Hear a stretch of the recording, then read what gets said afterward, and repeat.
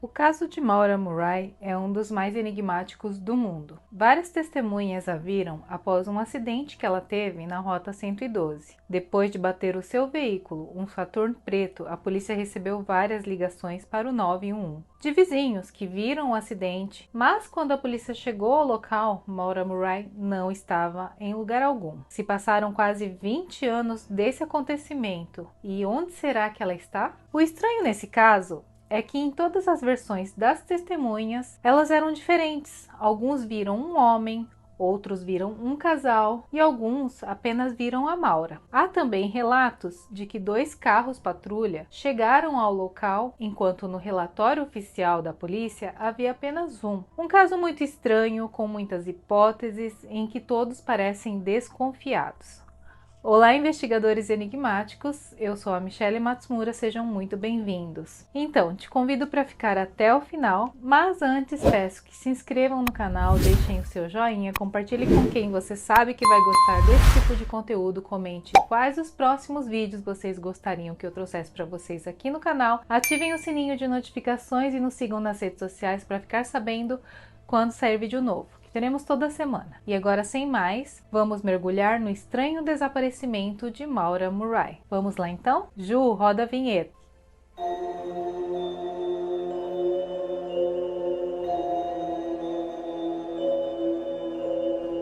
O dia do acidente ocorreu numa segunda-feira, dia 9 de fevereiro de 2004, em uma cidade rural de New Hampshire chamada Woodsville. Vários vizinhos testemunharam o acidente de carro de Maura Murray, embora nenhum deles tenham visto o acidente em si, mas vários ouviram um estrondo muito alto e olharam pelas janelas de suas casas quando viram um veículo preto da marca Saturn do lado da rua na direção oposta. O carro tinha um grande amassado na frente e o para-brisa estava quebrado. Nessa data havia neve na zona, mas a temperatura nessa segunda-feira até que estava bastante agradável em se tratando do inverno, e ainda mais na cidade de New Hampshire, que costuma ter invernos muito rigorosos. Segundo relatos, a temperatura era de 0 graus, sendo que na manhã dessa segunda-feira fazia cerca de 11 graus negativos. Pouco depois das 19 horas, uma mulher chamada Faith Westman ouviu o barulho de uma pancada muito forte e foi até a janela de sua casa para ver o que estava acontecendo. A casa de Faith Westman ficava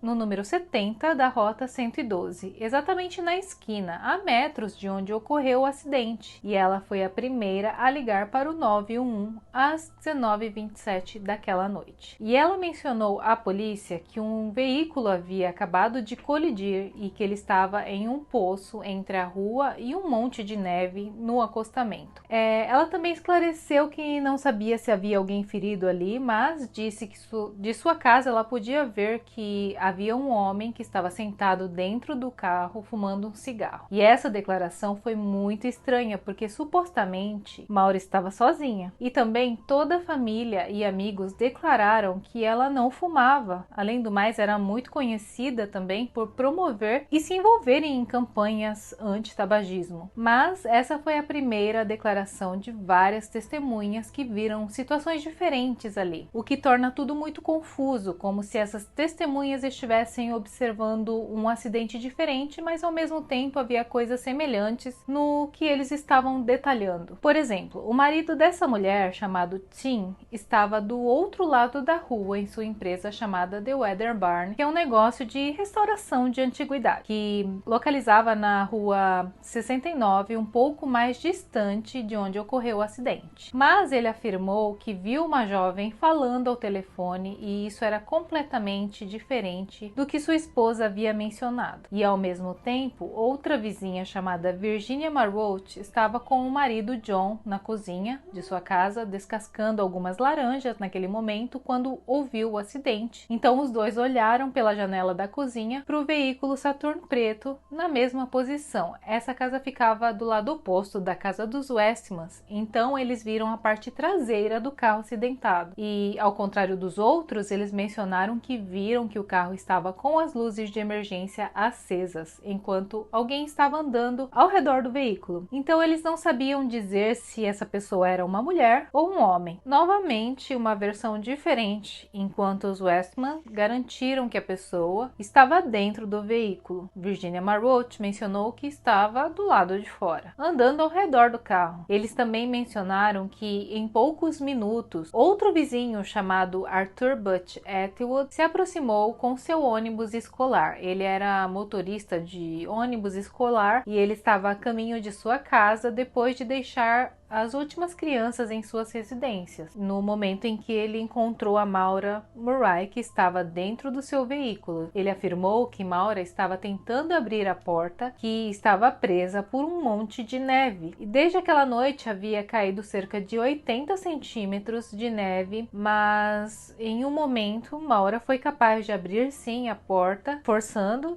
E enquanto o Arthur Butch Atwood estava no volante do ônibus escolar, e ele perguntou para Maura se ela estava bem e disse que se ela precisasse de alguma ajuda, que ele poderia estar ligando para ela para o 911, já que a sua casa ficava apenas a 200 metros do local, no número 4 da Rota 112, onde ele morava com a sua esposa Bárbara. Essas declarações de Butch Atwood foram feitas minutos após o acidente, quando o primeiro carro patrulha chegou ao local. Ele diz que quando ofereceu a Maura para ligar para o 911 de sua casa, ela lhe disse que não era necessário porque ela supostamente já havia ligado para a Associação Americana de Automóveis. E ele disse que conversou mais alguns minutos com ela e lhe recomendou que ela ligasse a luz de emergência. Também se ofereceu para levá-la até a sua casa, até a polícia aparecer. Mas, segundo ele, Maura rejeitou o seu auxílio. Butch então mencionou que voltou para casa, contou à esposa sobre o acidente que ele havia visto ali e tentou ligar para o 911, mas as linhas estavam completamente congestionadas. E por isso, apenas às 19h43, ou seja, 16 minutos após a ligação dos Westmans, que ele foi capaz de relatar esse acidente para a polícia. A esposa de Atwood afirmou mais tarde que achava que Maura recusou a oferta do marido para esperar em sua casa porque a aparência de Butch era intimidante. Ele era um homem grande, cerca de 160 quilos, com o bigode bem marcado e tinha 60 anos na época. Então, o carro patrulha da polícia chegou às 19h46, ou seja, 3 minutos depois que Butch ligou para o 911, e esse oficial se chamava Cecil Smith e constatou que ao chegar ao local do acidente, o Saturno negro estava estacionado na direção oposta e ele também tinha visto algumas manchas vermelhas na porta do motorista e também no teto, mas ele percebeu que isso era vinho, porque na traseira do veículo havia uma caixa de vinho da marca Franzia que parecia ter sido espalhado devido ao impacto do acidente. E ambos os airbags foram esvaziados e as marcas de pneu contavam parte do que tinha acontecido naquela noite. Maura teria perdido o controle na esquina da Rota 112, colidiu com algumas árvores, o que fez com que o seu veículo derrapasse e girasse, deixando-o na direção contrária. Não havia ninguém no veículo ou próximo ao local. A polícia percorreu as casas dos vizinhos para tirar os depoimentos do que eles tinham visto, e ao se aproximar da casa de Butch Atwood,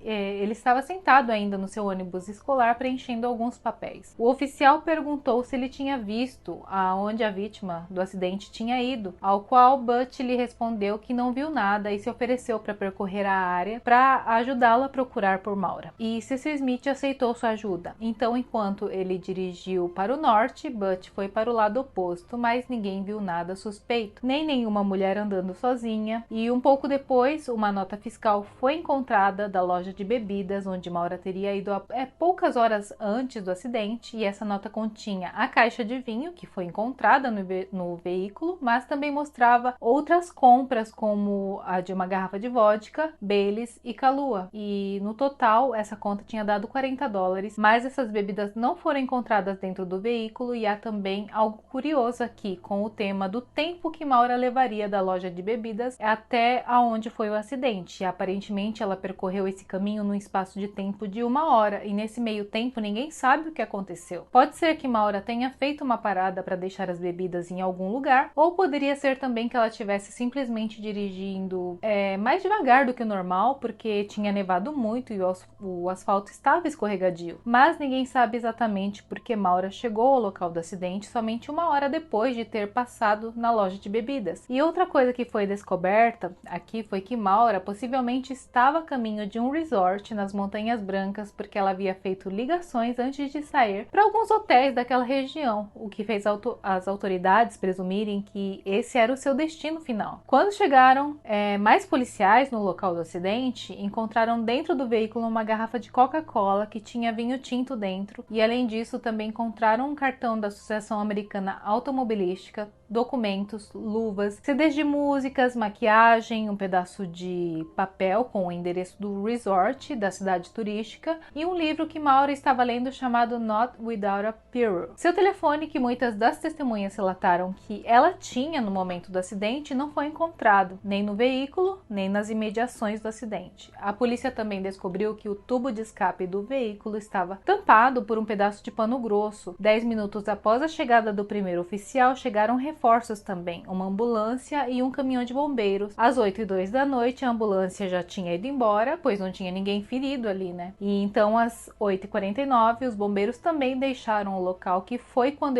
levaram o veículo de Maura para uma oficina mecânica que ficava a cerca de 16 quilômetros de distância. E por volta das 9h27 da noite, a polícia também deixou o local. E foi assim que Maura desapareceu sem deixar nenhum rastro, com testemunhas que deram declarações confusas, o que levou à especulação de que talvez Maura não estivesse sozinha, com uma cena muito estranha e muitas perguntas sobre o que aconteceu, como por exemplo, o que aconteceu com as outras bebidas que Maura tinha comprado. Bom, por que Maura demorou mais do que o tempo que era necessário para chegar ao local onde logo mais adiante sofreria o acidente? E por que o tubo de escape estava tampado? Quem estava com ela durante esse incidente? E será que Maura estava bebendo enquanto dirigia e foi por isso que ela bateu? E a pergunta mais importante aqui, como ninguém viu nada depois de todo esse ocorrido? Nem a direção para onde Maura tinha ido, nem se ela chegou a entrar em algum outro carro. Bom, agora vamos conhecer um pouco sobre a vida de Maura Murray. Na época ela tinha 21 anos no momento do seu desaparecimento. Ela estava estudando enfermagem na Universidade de Massachusetts, onde também trabalhou no escritório de segurança do campus de Amherst, no edifício Melville, onde ela tinha que checar as identidades dos alunos para acessar o local. E ela também era uma excelente atleta, competiu como corredora de atletismo e esse esporte era sua paixão. E isso começou na escola, onde ela tinha quebrado o recorde daquela instituição na corrida de 2 milhas. E mesmo depois de se formar, ela continuou participando das competições, entrando na equipe de atletismo de sua universidade. Ou seja, ela não só estudou, como também viveu e trabalhou no campus, mas também foi uma das melhores atletas dessa universidade. Em 5 de fevereiro de 2004, 4 dias antes do seu desaparecimento, Maura estava trabalhando no turno da noite na recepção do prédio. Por volta das 10h20 da noite, Maura falou ao telefone com uma de suas irmãs chamada Kathleen, que, de acordo com o relatório da polícia, essa ligação foi uma conversa casual, como sempre Maura tinha com suas irmãs. Além de Kathleen, ela também tinha outra irmã chamada Julie e mais 2 irmãos, o Fred e o Kurt, mas ela se dava melhor com as mulheres. E essa conversa que ela teve com Kathleen foi sobre uma briga que a irmã teve com o seu namorado. 3 horas depois dessa ligação, Maura foi vista chorando por uma supervisora no seu trabalho. E essa mulher contou que tentou consolar ela e perguntou o que estava acontecendo, mas Maura decidiu não dizer nada. Depois disso, por volta da 1h20 da madrugada, a supervisora acompanhou a Maura até o seu dormitório no campus e, como dissemos já, né, Maura morava naquele local em um dos apartamentos do campus que tinha apenas um quarto e se localizava no edifício Kennedy. A princípio não se sabia por que Maura estava tão chateada naquela noite e ela não contou nada às suas irmãs, nem a nenhum amigo, nem ao namorado, nem para o seu pai, que havia visitou no dia 7 de fevereiro, menos de 48 horas depois desse acontecimento, e algum tempo depois a sua irmã Kathleen declarou naquela noite que havia confessado para Maura que ela teve problemas com o álcool, que tinha ido para um centro de reabilitação, mas que ela tinha caído novamente no consumo excessivo dessa substância. Ela também disse para Maura que seu então namorado também tinha o mesmo problema, e isso aparentemente foi o que a fez sentir tão mal, pelo menos de acordo com a declaração de sua irmã, e foi nesse momento que a supervisora a viu chorando. Na sua infância, seus pais se divorciaram e apesar do fato de que ela tenha vivido a maior parte do tempo com a sua mãe, ela também manteve um ótimo relacionamento com seu pai. Fred Murray, inclusive, é mencionado que eles tinham uma relação de amizade muito forte e foi ele quem a apresentou ao esporte, chegou a até mesmo ser o seu treinador por muitos anos. E da mesma forma, há versões que dizem que essa relação não foi uma das melhores. Bom, Fred Murray era muito rigoroso com seus filhos, principalmente quando se tratava de esportes. Aparentemente ele não aceitava nada além da excelência e sair por cima nas competições, ganhando os primeiros lugares. E de acordo com essas versões, os filhos de Murray eram constantemente pressionados a serem os melhores em todos os sentidos, fosse nos estudos, nos esportes ou em suas vidas no geral. O pai a visitou no dia 7 de fevereiro porque eles iam escolher um carro novo para Maura. Seu Saturn Negro, 1996, o mesmo que foi encontrado no dia do desaparecimento, ele estava caindo aos pedaços, só chegava até a terceira marcha, estava muito antigo, bastante destruído, e o pai queria ajudá-la a trocar o carro. Então, além dele dar o dinheiro para ela fazer essa compra, eles escolheram um carro que ficaria pronto em uma semana. Mas Maura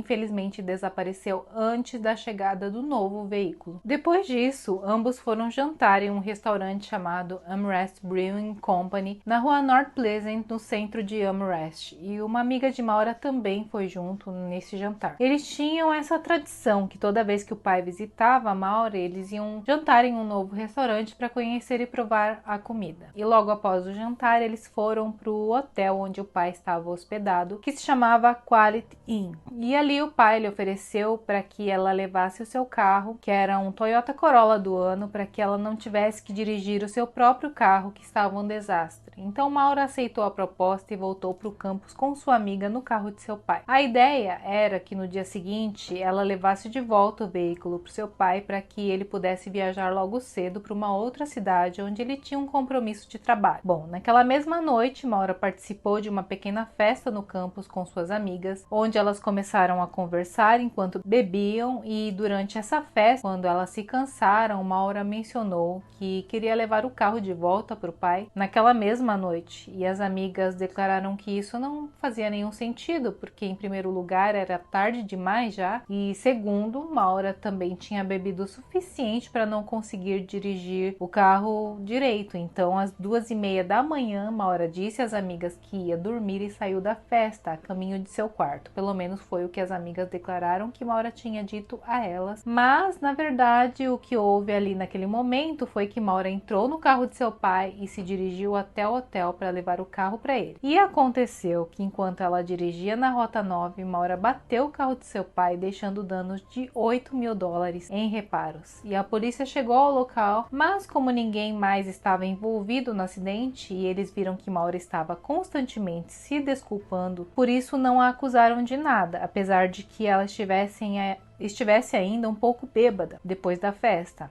Então um policial a levou para o hotel e foi lá que seu pai soube do acidente, e de acordo com ele, ele viu que Maura estava tremendo muito e se desculpando repetidamente. Então o pai lhe disse para não se preocupar, e às 4:49 da madrugada daquele domingo, Maura ligou para o seu namorado Billy Rush do telefone de seu pai, e Billy tentou confortá-la depois dela ter contado sobre o acidente que tinha sofrido, mas ele mencionou que ele nunca tinha visto ela daquela maneira. Disse que sentiu que havia algo mais do que simplesmente um simples acidente e que o estado em que ela se encontrava não era normal, pois ela geralmente enfrentava os problemas de frente, mas naquele momento, quando eles estavam conversando, conversando, ela estava chorando desconsoladamente, e é por isso que ele pensou que algo mais havia acontecido com ela além do acidente, mas ele não sabia bem o que era. Maura em várias ocasiões lhe disse nessa ligação que estava tudo bem, mas Billy ficou com a pulga atrás da orelha e uma sensação de que havia algo mais ali. Maura e Billy se conheceram quando ambos eram estudantes da Academia Militar de West Point em 2001.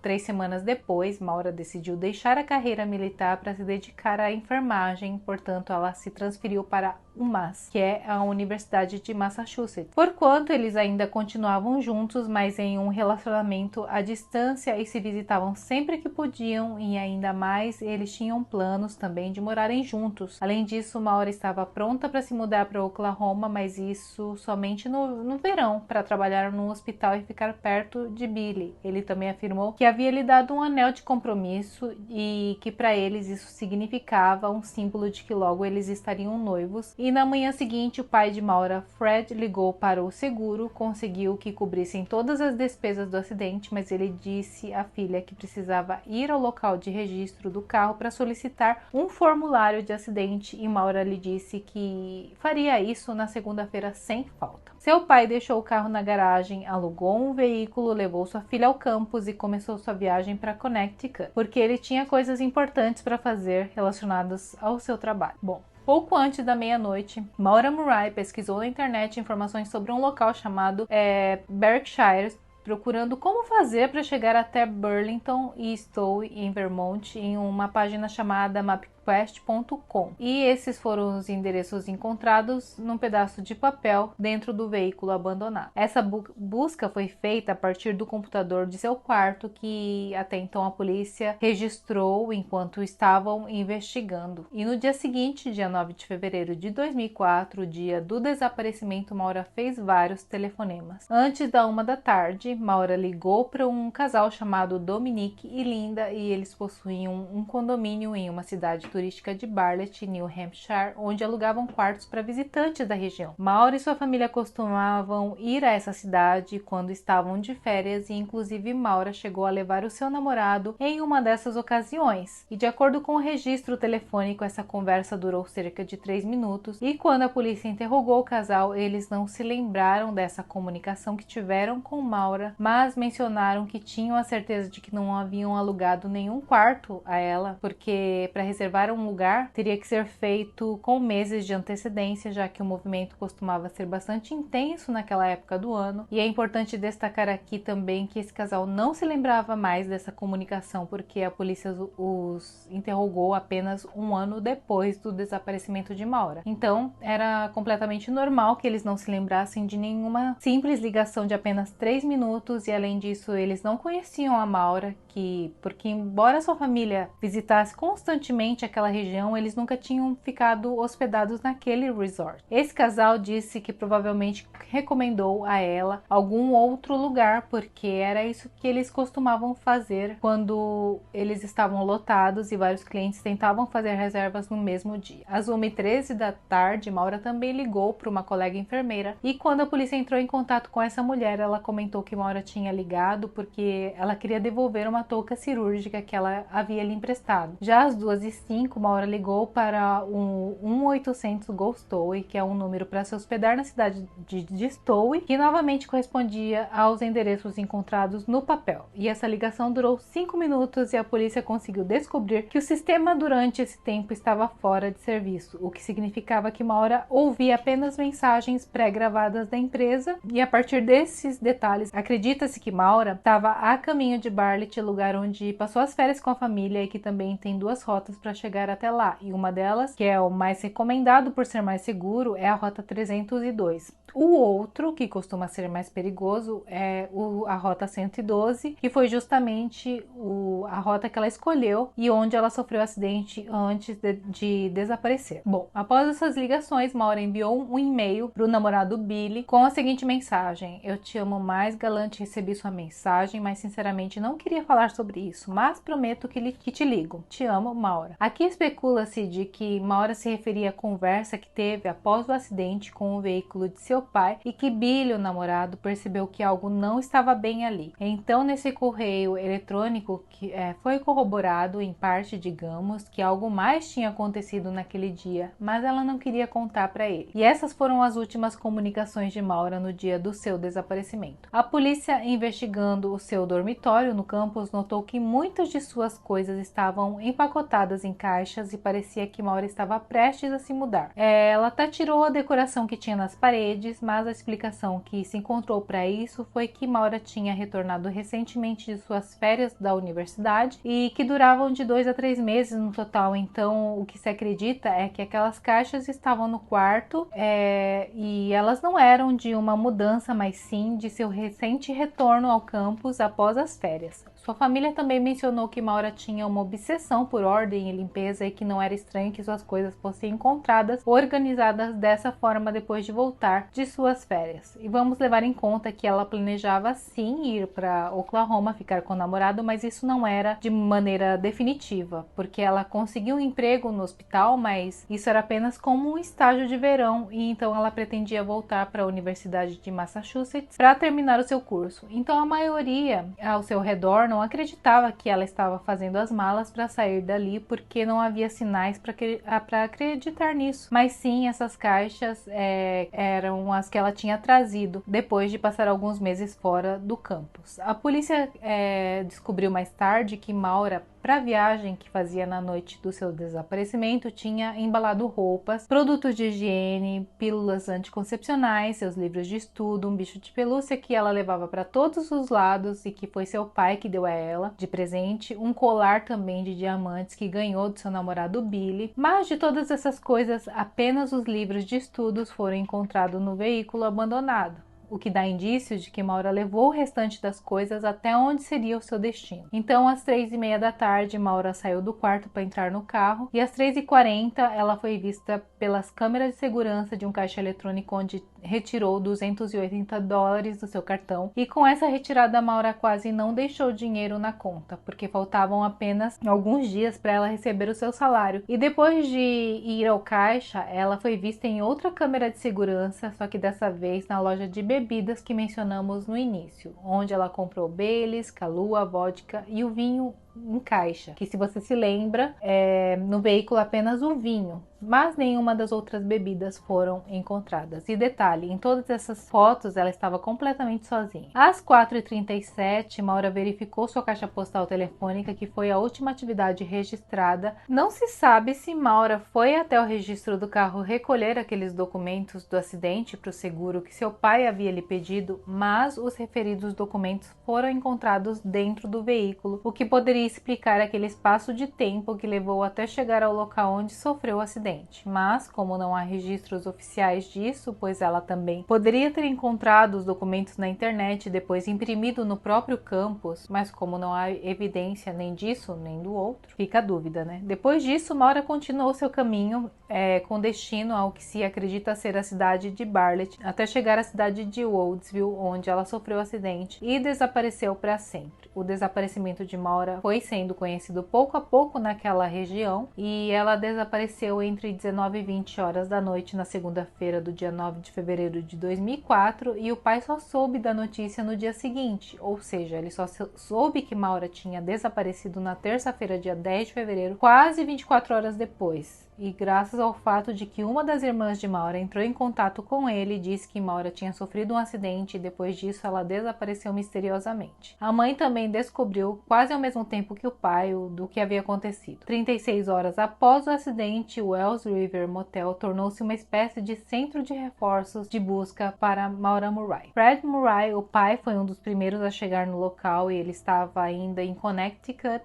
trabalhando como tecnólogo médico, que era a sua profissão, mas quando ele soube do desaparecimento de Maura, ele viajou imediatamente para a área do acidente e foi para o motel Wells River, que ficava a 16 quilômetros do local do acidente. O namorado de Maura também pediu permissão para se retirar da base militar de Oklahoma para se juntar aos reforços de busca. Os irmãos de Maura também viajaram para a região e a única que não pôde participar foi a mãe, que fraturou o tornozelo na época, e assim ela ficou em casa desesperada, junto ao telefone à espera de notícias da filha. Bom, o pai percorreu a área do acidente procurando pistas que sua filha poderia ter deixado. Os irmãos percorreram certas rotas que se conectavam com a área do acidente, e a polícia e um grupo do clube de pescadores de New Hampshire varreram toda a floresta e áreas próximas em busca de pista. Chegaram até ir para aquela área onde Maura possivelmente estava se dirigindo, mas ninguém a viu por lá também. Na Universidade de Maura, e-mails em massa foram enviados para anunciar sobre o desaparecimento dela, e um dos chefes de Maura mencionou que um dia antes do desaparecimento, Maura enviou um e-mail pedindo permissão para faltar ao serviço porque um parente dela tinha falecido. E esse e-mail foi muito estranho porque, segundo a mãe, ninguém da família tinha falecido, então não fazia nenhum sentido que Maura tivesse enviado aquele e-mail. Bom, helicópteros também foram usados para varrer as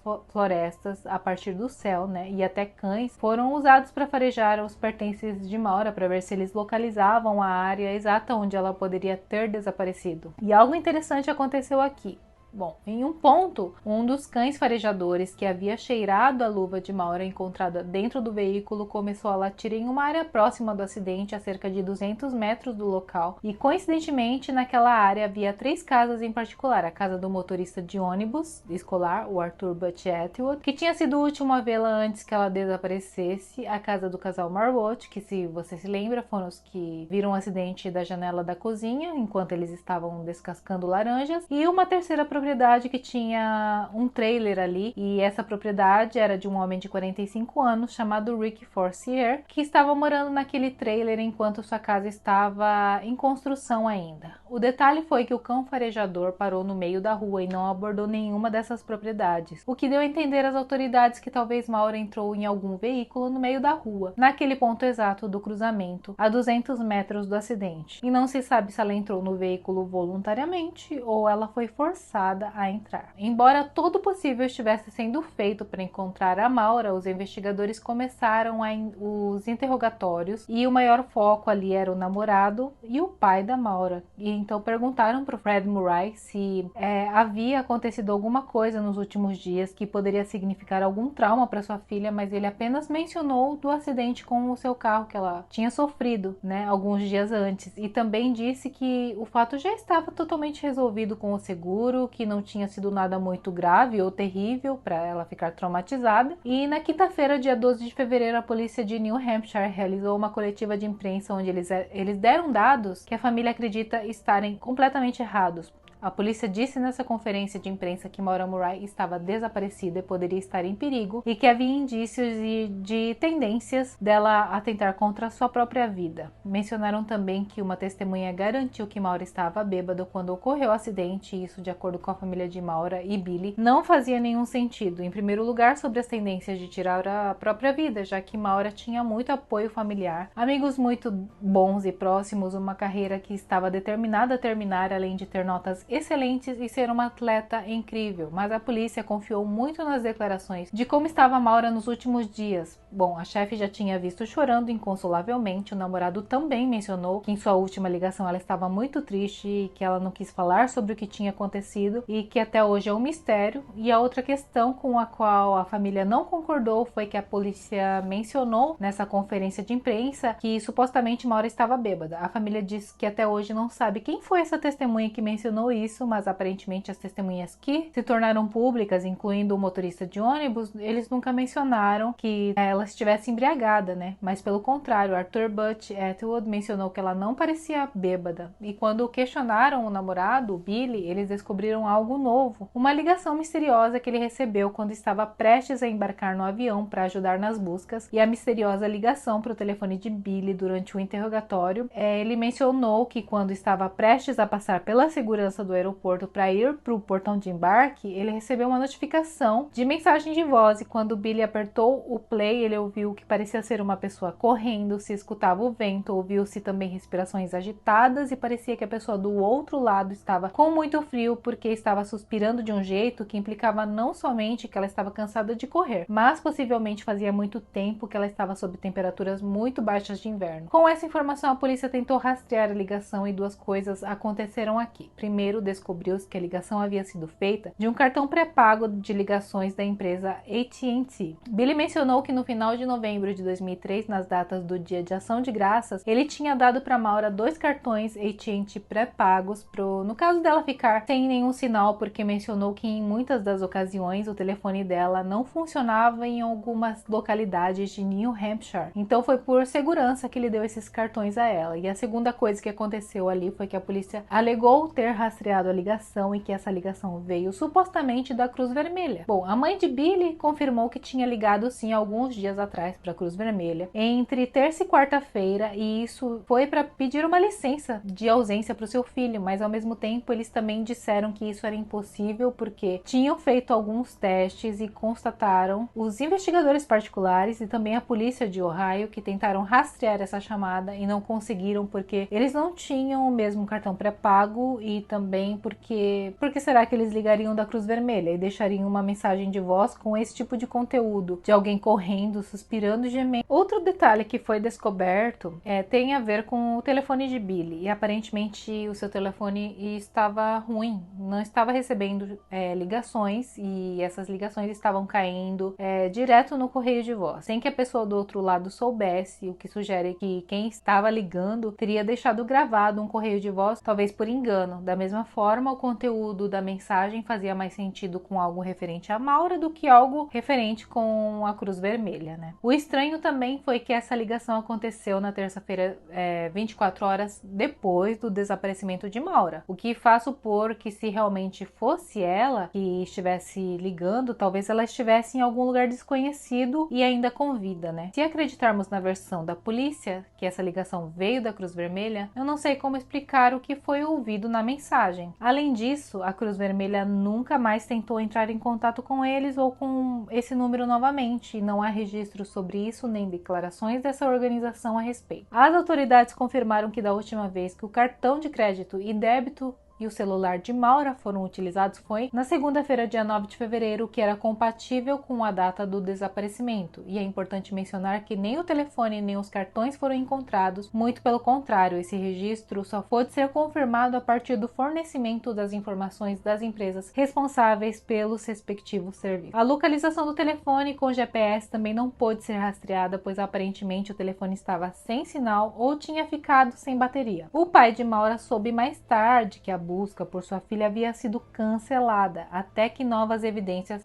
sejam encontradas e que a polícia basicamente não estava fazendo muito para encontrá-la. Ao analisar se alguém poderia estar envolvido ali, a polícia se defendeu, dizendo que as provas estavam simplesmente focadas em uma garota que decidiu fugir ou alguém que queria tirar a própria vida, e que não havia provas concretas que levassem a um sequestro ou que alguém tivesse tirado a vida dela. Além disso, disseram que Maura já tinha idade suficiente para ter o direito de não ser encontrada se assim o quisesse. Porque, se acaso você não saiba, na América, quando você faz 21 anos, você pode deixar sua vida e começar uma nova vida sem contar nada para ninguém. Isso é um direito nos Estados Unidos. A família, então, começou sua própria investigação. Fred Murray seguiu cada nova pista, por mais insignificante que fosse, enquanto a mãe, assim que recebeu alta, ela se deslocou para a área do acidente no mesmo momento em que o evento ocorreu. Ela afirmou que foi para a Rota 112 exatamente na posição onde sua filha havia desaparecido para analisar o que ela teria feito se estivesse na mesma situação. E ela disse que quando fez esse teste estava frio, estava muito escuro e quieto, que ela sentiu um calafrio ao saber que qualquer coisa poderia ter acontecido com sua filha. E aqui é importante destacar que, segundo o depoimento da mãe, entre as 7 e 8 da noite em Woodsville já estava bem escuro, que nos faz supor que muitas das testemunhas eram incertas e também que se alguém a agarrasse ali alguns quarteirões à frente, onde tudo era muito mais escuro, fazia muito sentido do porquê ninguém tinha visto nada e que qualquer um na vizinhança poderia ser considerado um suspeito. O mais triste dessa história é que, porque a polícia considerou que Maura era uma mulher depressiva que decidiu por vontade própria fugir, nunca investigaram outra possibilidade ou pessoas que pudessem estar envolvidos, que poderiam ser suspeitos, como por exemplo o motorista de ônibus, né, que foi a última pessoa a vê-la com vida e que pela lógica e por estatísticas também ele teria que ser o maior suspeito, e a mãe também mencionou isso em algum momento, que nessa localidade ali começa a escurecer por volta das 4 e 5 da tarde na temporada de inverno, então significa que no momento do desaparecimento teria sido muito difícil poder observar bem tudo o que estava acontecendo ali, o que explicaria do porquê as testemunhas tinham versões tão diferentes uma das outras. Então uma nova decepção para a família foi quando Fred Murray descobriu que as autoridades não entrevistaram nenhum dos outros vizinhos que moravam naquela área, apenas 5 ou 7 deles, sendo que pelo menos mais 5 poderiam dar outras versões do que viram. Algumas semanas depois, as investigações foram encerradas por falta de provas e todos, pouco a pouco, começaram a voltar novamente para suas vidas normais, e a polícia supostamente teria em seu poder uma carta que foi encontrada no quarto de Maura, que nunca se tornou pública, então eles nunca publicaram essa carta, e então só restava confiar no que eles estavam dizendo, supostamente, né? E nessa carta, Maura estava se despedindo, a polícia também se baseou nisso e em declarações de que disseram que Maura tinha sintomas depressivos avançados por causa do Billy, seu namorado, porque estavam passando por muitos problemas, e ainda segundo várias pessoas, inclusive as irmãs de Maura, eles declararam que esse namorado havia sido infiel a ela. Inclusive, mencionaram que naqueles últimos dias antes do desaparecimento, Maura estava chorando por esse motivo, e quando o acidente aconteceu, isso foi a gota d'água para ela, para que ela decidisse tirar a própria vida.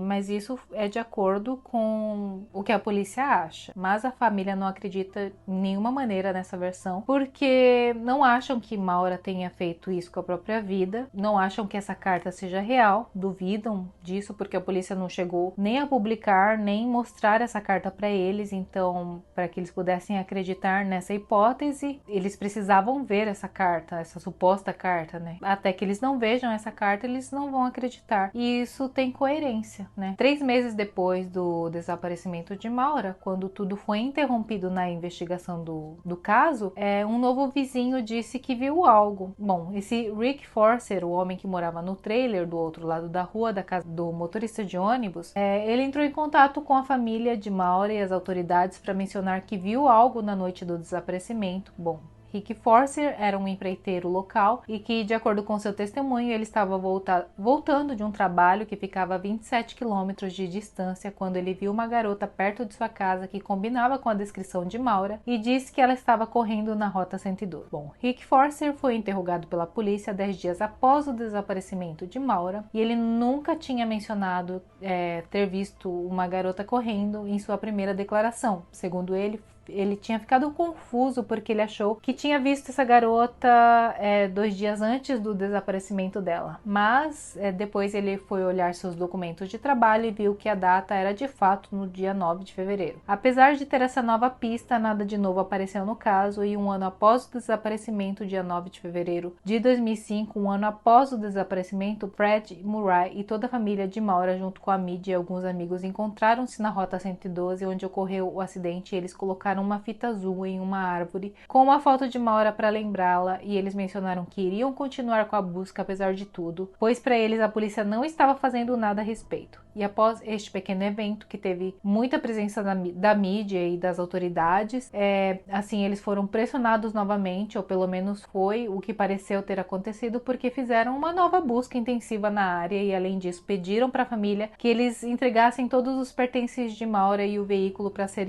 inspecionado novamente. Pois é preciso mencionar aqui que poucos meses após o desaparecimento de Maura, as autoridades devolveram tudo para a família, mas esta agora seria a primeira vez que isso veio à tona e que surpreendeu não somente a sociedade no geral, mas a família de Maura, que é o seguinte, que eles iriam fazer pela primeira vez uma análise forense nos pertences dela, e o pai chegou a dizer publicamente que estava decepcionado porque não podia entender do porquê eles não tinham feito essas análises desde o primeiro dia, desde que o caso começou a ser investigado. E isso tinha acontecido porque simplesmente a polícia achou que Maura tinha fugido, ou seja, a polícia não suspeitou que poderia se tratar de um crime e que alguém poderia estar envolvido. Então eles simplesmente não fizeram análise forense, devolveram tudo para a família, e essa foi a primeira vez que se ouviu falar disso e chegou ao conhecimento de todos. O pai de Maura foi o único que continuou com a investigação do desaparecimento da filha, e todo fim de semana ele, durante um ano inteiro, voltava até o local do acidente, conversava com os vizinhos, seguia pistas, pesquisou casos de mulheres desaparecidas em circunstâncias semelhantes em cidades próximas, e foi assim que Fred encontrou 2 casos bastante semelhantes com o de sua filha. A primeira ocorreu 6 semanas após o caso de Maura, e ela se chamava Brianna Maitland, uma menina de 17 anos que desapareceu depois de deixar o seu emprego como garçonete na cidade de Montgomery. Seu carro foi encontrado abandonado a cerca de 2 quilômetros do restaurante onde trabalhava, e se vocês quiserem eu posso trazer esse caso aqui para vocês também. Apenas escrevam no comentário, tá bom? Deixem um joinha, alguma coisa que eu vou saber se vocês querem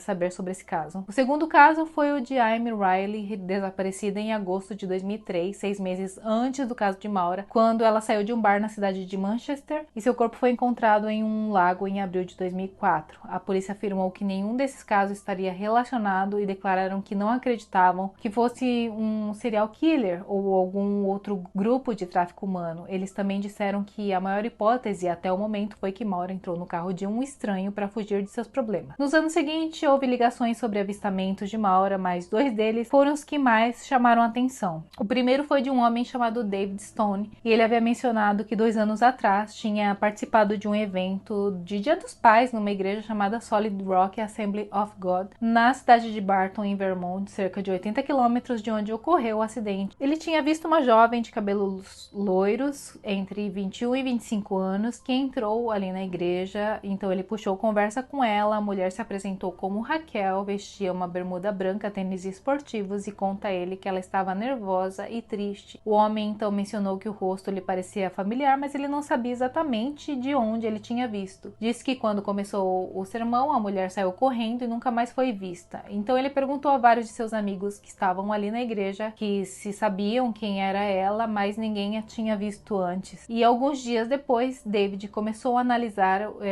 que poderia ser Maura Murray, mas apenas 2 anos depois ele relatou o avistamento porque tinha visto uma foto de Maura com seu pai, o que confirmou, segundo suas palavras, que ele tinha 99% de certeza de que a mulher na igreja era Maura. E o segundo avistamento mais importante foi sobre as declarações de uma mulher que queria permanecer anônima, e ela disse que estava em um supermercado na cidade de Hillsborough, cerca de 180 quilômetros de onde ocorreu o acidente, em junho de 2006, e essa mulher estava com o filho na loja Cumberland Farms, onde notou que havia uma mulher na casa dos 20 anos em pé com os braços cruzados na frente deles, e ao lado dela estava um homem robusto de cabelos brancos na casa de 60 anos. E quando essa mulher olhou para ela, percebeu que ela estava movendo os lábios e parecia que estava dizendo ajude-me, help me.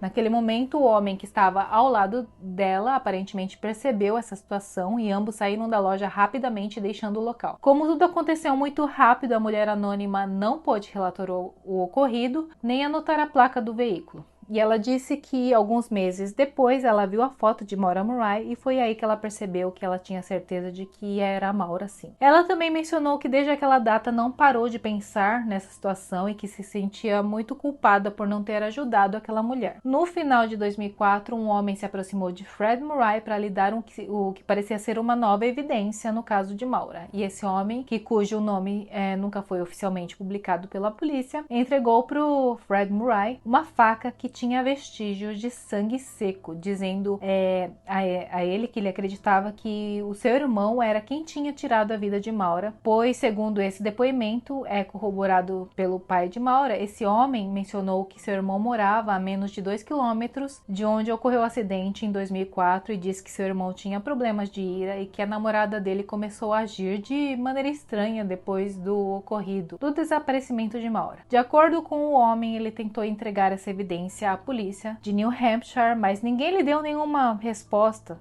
Então foi por isso que ele decidiu comunicar isso diretamente a Fred Murray. E foi ele quem enviou essas provas para as autoridades correspondentes. Bom, até o momento não se sabe do DNA, se corresponde ou não ao de Maura, e a polícia nunca deu declarações, mesmo sendo essa uma prova que poderia resolver definitivamente o caso. Aparentemente não deram nenhuma importância àquela faca. Embora tenhamos dito que esses irmãos não foram identificados pela polícia, os nomes estão na internet de acordo com muitas fontes. Eles são Larry e Claude Moulton. Aparentemente Larry, aquele que deu a faca para Fred Murray, morreu no início de 2007 e sabe-se apenas que seu irmão Claude ainda continua vivo, mas o seu paradeiro é totalmente desconhecido. A polícia manteve esses nomes em segredo porque nunca foram declarados como suspeitos, ou seja, melhor dizendo, Claude nunca foi oficialmente declarado suspeito. Assim, para salvaguardar a identidade dele para que não sofresse represálias nem pela imprensa, nem pela sociedade, e geralmente esse tipo de informação é mantido em segredo até que se prove que realmente ele poderia ser um suspeito em potencial. Mas por se tratar de um caso de grande repercussão, por ser muito famoso, essas identidades são facilmente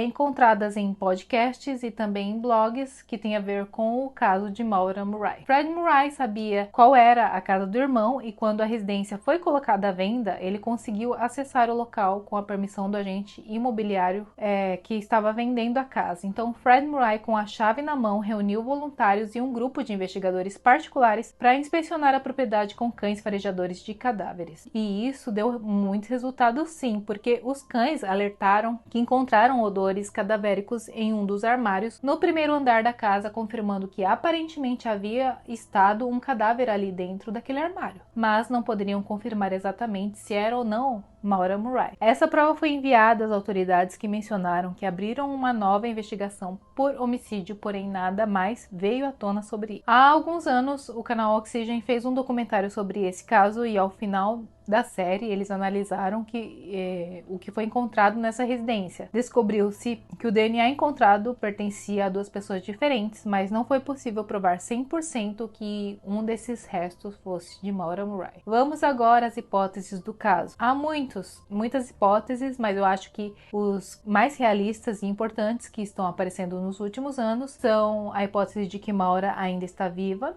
né, e que foi confirmada por um escritor chamado James Renner, que se baseou praticamente toda a sua carreira na investigação do desaparecimento de Maura. Bom, ele tem um blog e um livro sobre o caso, foi um personagem também muito importante nessa história porque graças aos seus esforços, muitos documentos particulares do caso vieram à tona e segundo ele conseguiu verificar muitos detalhes que a polícia nunca tinha investigado. Renner garante que Maura ainda está viva e mora no Canadá, e como os cães farejadores pararam no meio da rua naquele momento, ele acredita que Maura entrou no veículo de alguém e que aqui está um fato muito interessante também, que se você se lembra, Maura recusou a ajuda de Butch Atwood, o que para Renner significava que Maura entrou no carro de alguém que ela já conhecia, e essa pessoa, segundo Renner, ajudou a Maura a atravessar para o lado canadense, que ficava a cerca de 10 horas de distância dali. James Renner tem muitos detalhes em sua pesquisa que são muito interessantes. Ele, por exemplo, mencionou que conseguiu entrevistar um funcionário de uma loja que ficava a poucos quilômetros de onde ocorreu o acidente e disse a Renner que viu Maura pouco antes da hora do acidente com duas mulheres, o que levou Renner a supor que talvez fossem algumas amigas. Estavam dirigindo um outro veículo a uma certa distância dela, então quando o acidente aconteceu, alguns minutos depois, elas chegaram até ali onde tinha acontecido o acidente com Maura, e isso também explicaria como em poucos minutos Maura simplesmente desapareceu do local carregando as garrafas de álcool que tinha comprado, né, e que não tinham sido encontradas dentro do veículo. Então James Renner também chegou a entrevistar pessoas no Canadá e que, segundo ele, Maura foi vista em diferentes lugares e tem certeza de que está cada vez mais perto de encontrar ela com vida. Segundo Renner, Maura decidiu deixar sua vida passada por vários motivos. O primeiro foi por seu pai ser muito rigoroso com ela, e em seu livro também implica que Maura foi abusada pelo próprio pai, algo que Fred Murray negou em várias ocasiões. E segundo ele, na noite do acidente acidente após a festa, aconteceu algo grave com Maura que teria a ver com seu pai. Então, quando Billy tentou consolá-la, ele mencionou que pressentia que outra coisa havia acontecido. Bom, a segunda razão era Billy, seu namorado. James Rainer garante que Maura estava grávida e, após as infidelidades do seu namorado, decidiu fazer uma nova vida com seu futuro filho, e isso ele garante após documentos publicados pela polícia, onde verificaram que Maura pesquisou no Google coisas relacionadas à gravidez. Mas uma colega universitária de Maura confirmou que naquela época elas estavam a universidade estava dando cursos de maternidade para estudantes da enfermagem, o que explicaria por que Maura tinha realizado essas buscas. E então James Rainer é um tanto controverso, porque apesar de existirem várias situações que refutam suas hipóteses, ou sua maior hipótese de que ela ainda está viva, tem coisas que fazem sentido, mas há outras coisas que nem tanto, né? Além disso, James Rainer hoje é milionário graças a esse desaparecimento, porque seu livro se tornou um best-seller, rendendo-lhe muito dinheiro. Além disso, o que não cai muito bem nesse personagem é que ele faz acusações que muitas vezes não têm fundamento e se baseiam inteiramente em suposições, como a suposição de que o pai teria de alguma forma abusado da própria filha, o que não faz sentido nenhum. Outra hipótese é que Maura estava se escondendo da polícia, e essa hipótese faz muito sentido, e agora você vai entender o porquê. Porque são todas essas novas informações que vieram à tona após o seu desaparecimento. Maura era uma boa garota, mas tinha cometido alguns delitos nos últimos anos. Você se lembra que ela estudou em West Point e depois decidiu deixar a carreira militar para estudar enfermagem em Massachusetts? Pois bem, aparentemente ela foi retirada daquele lugar porque ela roubou algumas coisas na universidade. Segundo relatos, Maura tinha roubado um batom e outras coisas pequenas de um estabelecimento chamado Fort Knox, que é um centro militar e que leva muito a sério os crimes cometidos por estudantes. E ela foi notificada e expulsa da instituição por esse motivo. E isso, aliás, é confirmado pelos colegas de Maura daquele lugar. E quando já estava na Universidade de Massachusetts estudando enfermagem, foi descoberta usando cartões de crédito roubados com os quais ela comprou tanta comida que nem conseguiu comer tudo, chegando a deixar essa comida estragar dentro do seu próprio quarto. E ela foi a julgamento por isso e recebeu 3 meses de liberdade condicional. E deve-se notar que o primeiro crime de roubo em West Point não foi relatado à polícia, e ela, tendo a ficha limpa com esse segundo crime, deram-lhe aviso de que se acontecesse algo mais ali, ela poderia ir para a prisão. Depois houve o acidente com o carro do pai dela, e se você se lembra, ela foi à festa e bebeu e dirigiu para levar o carro até onde estava seu pai, hospedado. Então ela bateu o carro e a polícia chegou. Aparentemente ela implorou a polícia para não apresentar queixa, e como não havia mais ninguém ferido, era só ela, então eles soltaram ela. E alguns dias depois, né, aconteceu aquele outro acidente na segunda-feira, onde ela desapareceu. E é aí que surge a hipótese de que ela realmente, quando esteve aquele choque, o último acidente que ela sofreu e desapareceu, ela fugiu do local porque ela sabia que ia para a prisão. Agora, essa hipótese não explica exatamente o que aconteceu com ela, faz sentido apenas do porquê ela decidiu deixar o local, pois sabia que poderia ir para a cadeia porque estava em liberdade condicional. E isso nos leva a algumas outras hipóteses, de que ela tirou sua própria vida, e essa hipótese da polícia há muitos detalhes que fazem sentido com essa versão, pois foi confirmado que Maura estava passando por maus momentos nos últimos meses antes do seu desaparecimento. E o engraçado é que, apesar do pai e da irmã garantirem atualmente que não acreditam que isso seria real, nos documentos oficiais do caso, ou seja, nos primeiros interrogatórios policiais que ambos deram ali, eles confirmaram que Maura estava muito deprimida. A polícia acredita que Maura tenha comprado muita bebida alcoólica para beber no hotel para onde ela ia, e que ela tinha planejado tirar a própria vida, mas como sofreu o acidente, decidiu fazê-lo ali na floresta mesmo. Bom, encontrar o seu corpo nas centenas de hectares da área pode ser uma tarefa difícil, e há milhares de pessoas que nunca foram encontradas e que tiraram suas vidas ali, né? Então, o que não faz sentido nessa hipótese é que Maura, uma noite antes do seu desaparecimento, entregou um trabalho universitário, e se ela realmente planejava tirar a própria vida, como diz a polícia, porque ela se esforçaria tanto para entregar uma tarefa que tomou seu tempo. Além disso, lembre-se de que ela foi com seu pai para procurar um novo carro e ainda mais o documento de seguro que Maura precisava buscar foi encontrado dentro do carro, dando indícios que ela estava fazendo coisas normais em sua vida, realizando tarefas cotidianas que não condizem com alguém que pretendia tirar a própria vida ou que planejava fazer isso há algum tempo já. A polícia encobriu o caso e há algo que chamou muita atenção aqui com a investigação policial inicial, que foi o relatório oficial afirmando que os Westmans, os Marrods e Butch Atwood foram as principais testemunhas do caso, mas também houve uma mulher que relatou ter visto algo que nunca apareceu no relatório oficial da investigação. Essa mulher, chamada Carmen McNamara, disse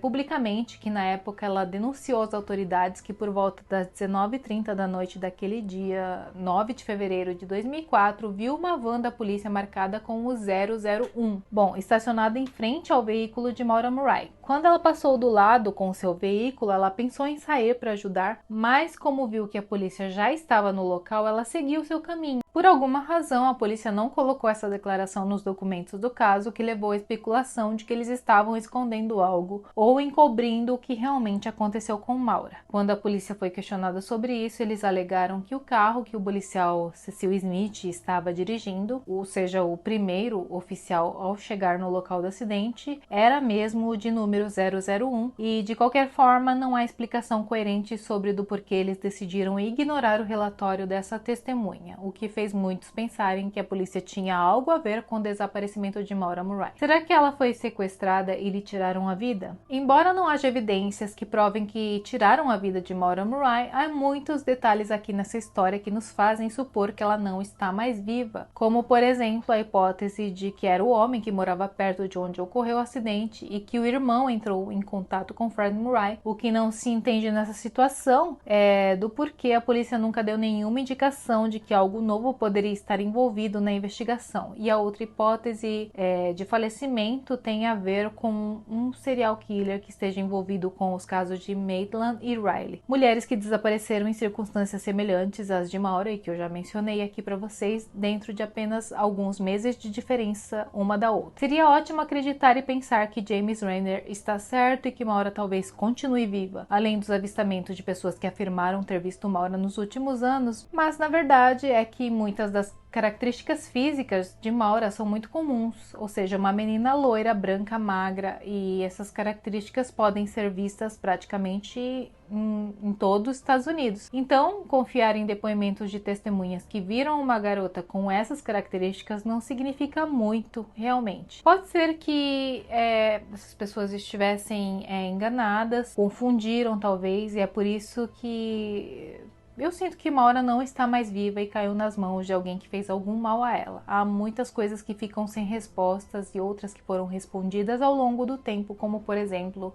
Fred Murray confirmou que o tecido encontrado no escapamento era algo que ele mesmo tinha recomendado para sua filha fazer, porque o veículo soltava muita fumaça e Maura poderia ser parada pela polícia por causa disso. E durante muito tempo pensou-se que esse pedaço de pano encontrado no tubo de escape tinha sido colocado por alguém que queria que o carro parasse para sequestrá-la. Mas com o depoimento do pai ficou praticamente confirmado que não era nada disso. Além do mais, um pano bloqueando o tubo de escapamento não é capaz de parar um veículo. Isso também foi verificado e comprovado com testes mecânicos. Existe uma versão que é muito falada em New Hampshire e que, de acordo com muitas testemunhas, havia um jovem que foi apontado como suspeito e que trabalhava em um hotel próximo ao local. E esse jovem costumava pegar a Rota 112 para o seu trabalho e naquela noite foi verificado de que ele não tinha ido trabalhar, o que fez muitos suporem que talvez foi ali que ele conheceu a Maura e supostamente havia lhe dado uma carona e que talvez ali ele tenha tirado a vida dela. O que realmente me impressiona nessa versão é que esse boato não é um boato da polícia nem da família de Maura, é um boato da vizinhança contado ali nas localidades de onde tudo ocorreu. Então, é o que se fala lá,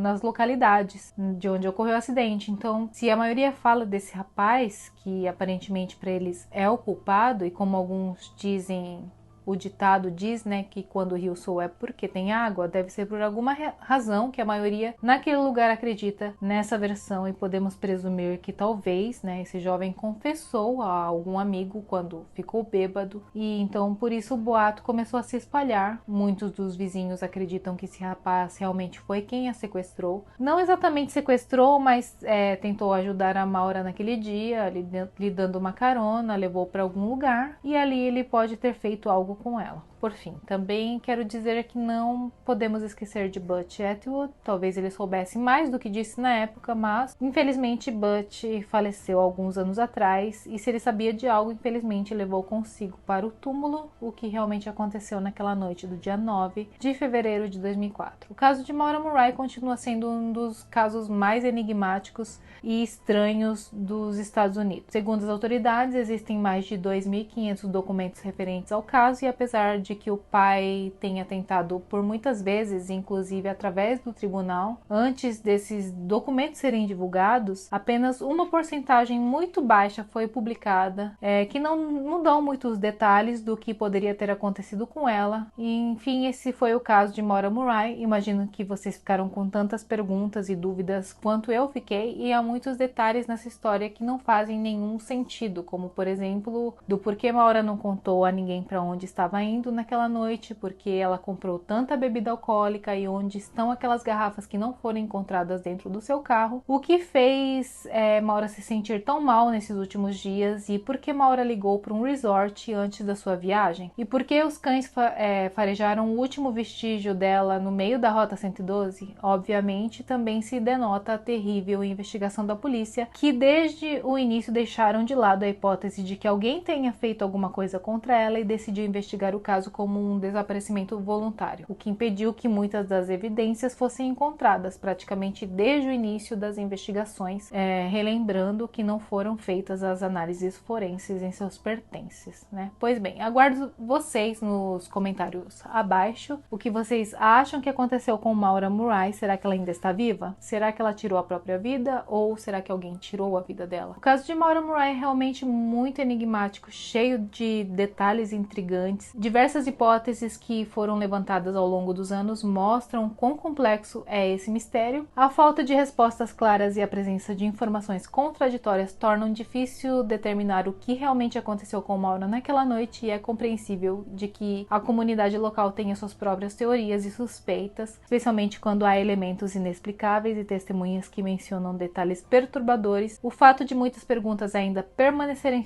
sem resposta só aumenta o mistério em torno desse caso. Esperamos que eventualmente novas pistas ou informações possam surgir para ajudar a esclarecer o desaparecimento de Maura Murray. Até então, a verdade sobre o que aconteceu naquela noite de fevereiro de 2004 continua sendo um mistério não solucionado, e até agora esse caso permanece um enigma a ser investigado. Então nos encontramos na próxima história. Fiquem com Deus, um beijo e tchau!